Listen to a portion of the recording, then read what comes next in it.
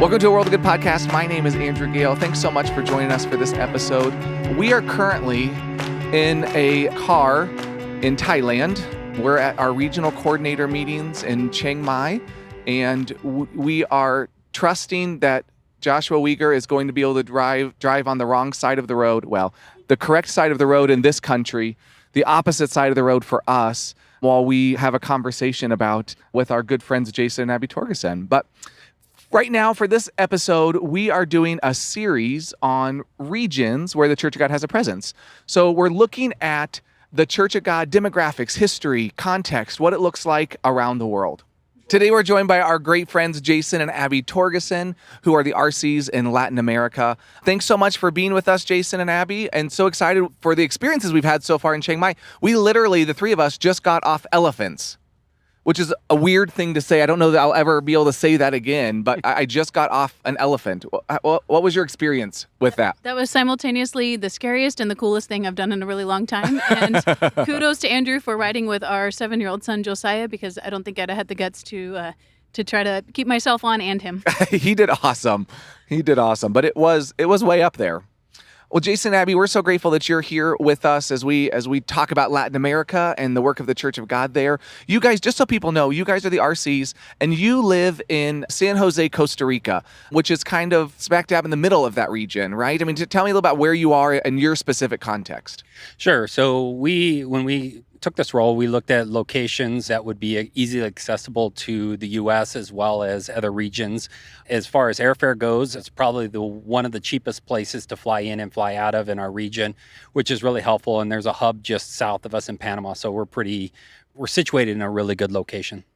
That's awesome. So as you start talking about the region, I think one of the first questions people might wonder is what's considered Latin America? Because you have countries in Central and South America that don't speak Spanish. So, how do you guys split up the work that you do? And you have Spanish-speaking countries in the Caribbean. So what does that look like?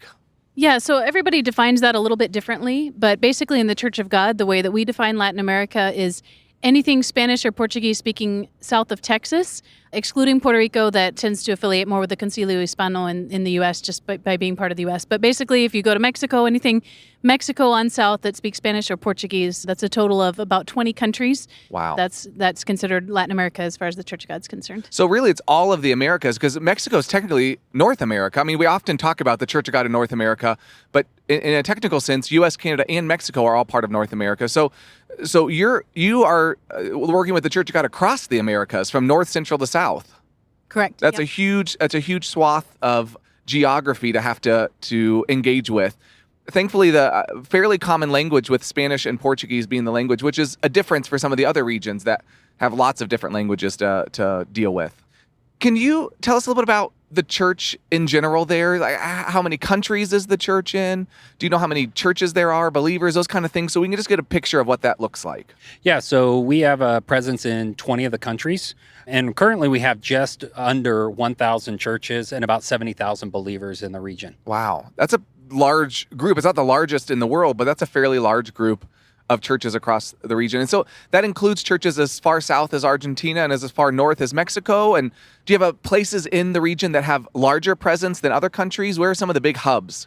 Yeah, so maybe not the biggest hub. The biggest hub would be Bogota, not Bogota, excuse me. The biggest hub would be Bolivia. They have the largest number of churches and individuals, believers in that country.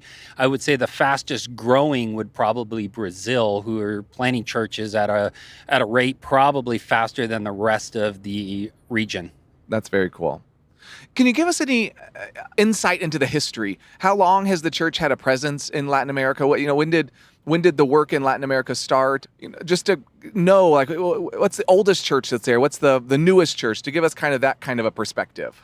Yeah, so Latin America has the distinction of receiving the first missionaries from the Church of God, which of course was pretty informal at the time that all of that got started. But in 1892 is when the first missionary came over from North America and crossed the border into Mexico. So maybe not geographically a long trip, but that's considered to be the first overseas venture from the Church of God.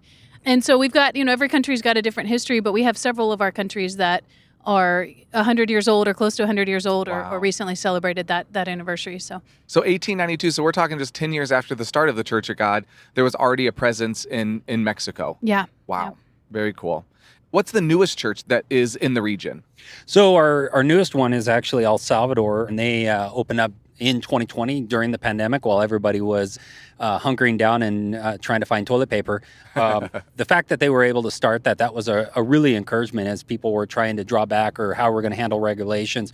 But great testimony to what God's doing in El Salvador and just how he has provided for the church and the churches around it who have really invested in Central America that has really poured into that and continue to not just financially support, but also through prayer and through visits and encouragement and walking alongside them in that process. That's really cool. That's really cool. And it's exciting to know that the church is still expanding and growing, and that it's not, the work is not done, that there's still engagement in that region. So structures are helpful for us to understand how things operate and work. So in Latin America, can you give us a little bit of an understanding of what the structure is of national leaders? So like non-Americans that are working in Latin America, so what is the structure across the region? What does that look like and what does it do? Yeah, so each country has, of course, its national leadership, which definitely varies from country to country. Some of them are fairly informal, and some of them are extremely organized with regular monthly meetings and elections and all those kinds of things. But on a regional level, this is one thing that's been really cool and unique in our part of the world. Since about the 1960s, there's been conventions that have been held Latin America-wide that they've called the SEED convention. SEED is a long acronym in Spanish. But as the conventions developed, they also developed a leadership team that essentially served as event planners, but also had some ideas and some vision for the region. And that group has really grown and developed. And right about the time that we were stepping into our role, this group of 3 elected leaders, a president, vice president, secretary, came to the Global Strategy Office in Anderson and said, as we're in this period of transition, we would really love to step up and be doing more in the region, more of the work that had previously been for the regional coordinator. We would really like to step in and take on those roles. So things like casting a vision for the region and theological training. And so not just planning these conventions, but really unifying the Church of God in Latin really America. Exciting. Which has been super exciting. And actually an example of that has been El Salvador. The initiative there were their connections with some personal connections that they were able to make to come across this pastor that planted the church in El Salvador. And it's been completely the Seeds initiative to bring countries together, to ask countries for financial support, and to ask the brothers and sisters in Guatemala to kind of stay connected and visit more often. And they've organized mission trips. It's been just an incredible initiative to see Latin American leadership rallying around church planting and development that's been entirely Latin run and funded and initiated. That's so exciting. I think one of the things that people maybe don't fully understand about our structure is that we're not necessarily, or not at all, in charge of work that's happening in other countries. So when you talk about the SEED, and so that's 3 leaders from across Latin America, what is your relationship as RCs for Latin America to that body? Are you in charge of them? Are they in charge of you? What does it mean to be working in that kind of a structure?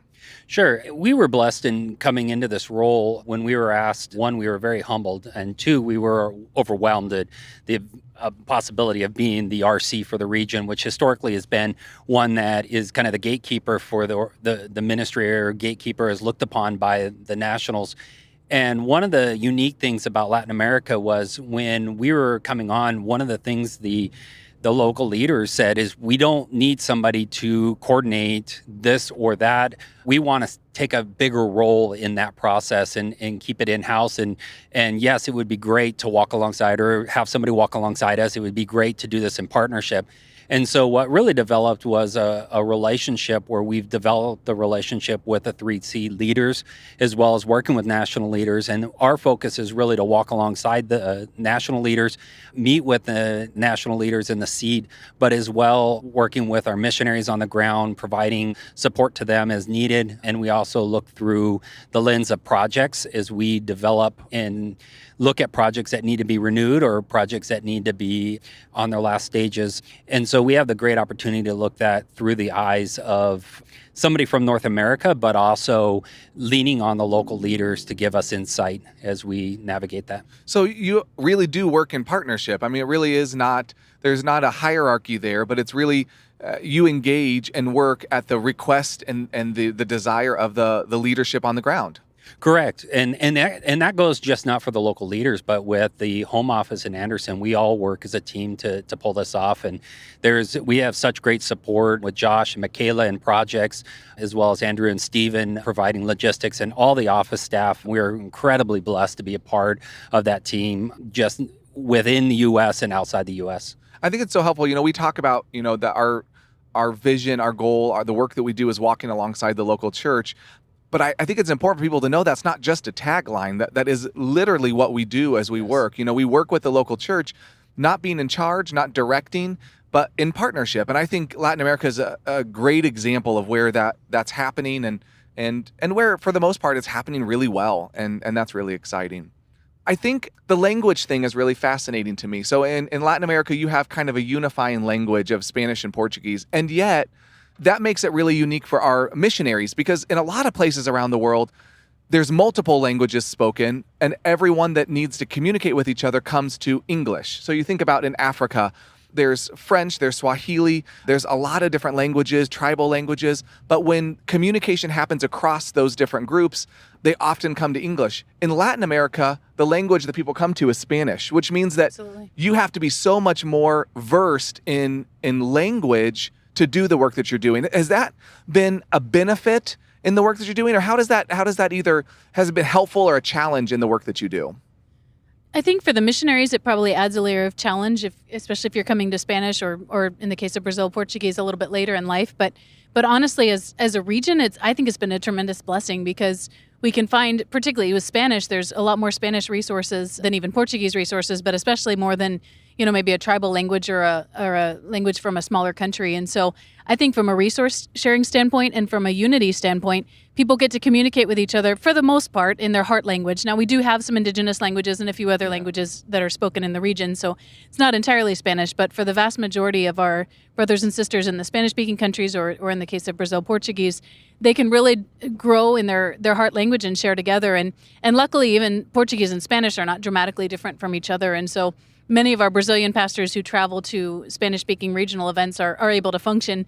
They just speak in Portuguese, and the Spanish speakers speak in Spanish, and for the most part, everybody gets each other, which works out really well. That's really cool. I think that unifying factor is really, really neat and a really cool aspect of the Latin America region. Yeah, one of the things with Belize, when I was in Belize, the official language in Belize is English. And I was with the Ayalas in a more indigenous area, and everybody was understanding English. And I was talking to a national leader, and he was pretty guarded, just kind of, why are you here? Who are you? And as soon as I flipped to Spanish, I watched his demeanor open up, and next thing I know, he's introducing me to his family, his kids, and all in Spanish. And it was just one, even where the official language is English, knowing their heart language, or knowing kind of their, I don't want to say tribal language, but the language they use within their homes, I think was a great opportunity to be able to reach. And I think the leaders appreciate that. Even if you don't know a lot of Spanish, they still are very graceful and appreciate the attempt or understanding their culture. Yeah, that's really helpful. I appreciate that. So as we come to the end of this podcast, I have two more questions for you. And the first is just, what exciting things are happening in your region that you can share about? Things that we can just be aware of, that a normal person listening to this podcast in the U.S. may not hear these stories. So what's a story that you can share that would let us know what's happening in Latin America? Sure. I think for me, one of the most impactful is, prior to going on the field, I ran missions out of a large church and had the opportunity to see mission trips develop. And when I went down, one of the desires that I had was to continue the mission trips, to bring people from, North America to see the ministry and to challenge them, so when they go back, that they can look at life and ministry and their spiritual life in a different perspective. And one of the encouraging things for me is, just as we've continued to bring North Americans down that have very limited, Spanish, we're seeing a movement where Latins are really encouraged to, and we've been challenging them to step up, to send missionaries to other parts. And when I was down in Paraguay, I had an opportunity to speak to some leaders, which I thought was going to be about 10, 12 leaders from one of the larger churches. Turned out to be over 200 leaders. Wow. And when I talked to them, I challenged them. I said, you in your churches can be sending missionaries. You need to be looking at sending missionaries out. And I had 4 or 5 pastors afterwards come up to me and says, do you really think we could be a church that sends people to other countries. And I said, I don't even think, I know you can do it. And I know that God has, instructed us to do that. And in that process, we've had several encouraging where we've had leaders that have gone over to other countries and served as missionaries in other countries. We have a pastor from Mexico and Costa Rica. We have one of our seed guys that was in Peru. And we have a young lady that's looking at traveling outside of Latin America, which we're super excited about, that they're just, and the local churches are really getting behind them. That's super exciting. And, I think that in the future, it is today too, but I think that the church is a from everywhere to everywhere church. And so it's exciting to see that passion, being realized in the Latin American context. How can we be praying for you? How can we be praying for the region as people who want to lift you up and be aware of the things that are going on? How can we be praying? Yeah, thank you so much. In terms of our family, just, we're a relatively young family, or at least we have young children. I don't know that Jason and I are so young, but so just we always appreciate prayers for our family, as we have a son in elementary school and twins in preschool. And so that just prayers as we navigate. Any of you who are parents know that there's always challenges, and adding a cross-cultural element to that. So we just, for our family, would always appreciate those prayers, and that we would really keep the main thing. We believe that God has called us to Latin America, and that's our heart and our passion, but we know that our first and foremost call is to our family, and we don't ever want to lose sight of that. And so we appreciate prayers for that. And along those lines, both for us and for pastors in our region, we've started to see the toll that maybe the pandemic or maybe just years of ministry have taken on some of our pastors. And so there was a survey conducted not terribly long ago where statistics look like you'd see in other surveys, but these were just Church of God pastors in Latin America, where almost 60% said that they felt emotionally discouraged. And of the women that were surveyed, 75% said that they felt emotionally exhausted, and 60% reported not having any close pastor friends that they could confide in. And, there's a whole lot of thoughts of things we would love to do about that. And we're working with some of our leaders and some of our missionaries in that element. So just definitely prayers for encouragement and for God to continue to build those connections. That's why we think connections are so important, because people realize that they're not alone, that there are other people who are going through what they're going through, and God can really work through that. But so I think for the region, that's one. And then just going back to what we said about the missions initiatives, that's been a heartbeat that we've been hearing for a while, but now, it's not just a heartbeat, that's actually growing legs. The Seed has developed a missions department, and they're starting to ask really good questions about how do we do this? How do we send missionaries and support them well? And we've been invited into some of those conversations, but we're not running it. This will not become another department of global strategy or the Church of God in North America. This will be an entirely Latin American run operation, which we're super, super excited about. And we have the opportunity to occasionally speak into things or offer some perspective or ask questions or answer questions. But other than that, it's been run by the Latins, which has been super exciting to be a part of those conversations. And we can't wait to report in coming years, what God's doing and what's going to happen that may or may not even be on our radar screen right now. So we're super excited about that. But we ask for your prayers, because that's not a simple process in the U.S. And I think it's even more complex when you're talking about Latin America and something brand new. So prayers for that's appreciated. So if people want to get more information about what's happening in the region, is there a way that they can do that? Yeah, so if people want to hear more about the latest, of course, things are always growing and changing. On chogglobal.org, you can find a resource page that talks kind of about Church of God in general. You can read missionary bios or go onto the project page and read about different projects that are happening in the region.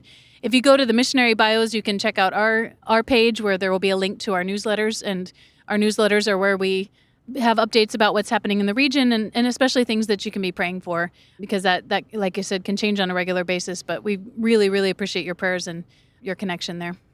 Well, thank you so much, Jason and Abby, for sharing with us today, for giving us a glimpse at the work that's happening for the Church of God in Latin America. So many exciting things to be celebrating, new church plants, new excitement for missions, and things to be praying for, to be, for encouragement of pastors. I think that pastors around the world can't understand the challenge of loneliness and discouragement. And so I just hope that as a body, we can spend time praying specifically for our pastors that are serving across Latin America. Thank you so much for your time. Thanks for sharing. And we look forward to hearing from you again in the future. Thanks, Andrew. Thanks for listening to A World of Good. A World of Good is a podcast production of Global Strategy and Church of God Ministries. Our theme song is Colorado by Leo Flores. If you want to join the conversation, Visit us at Twitter at A World of Good Pod, on Instagram, A World of Good Podcast, or visit our website, chaglobal.org/A World of Good. And join us next time as we share more stories of good from around the world.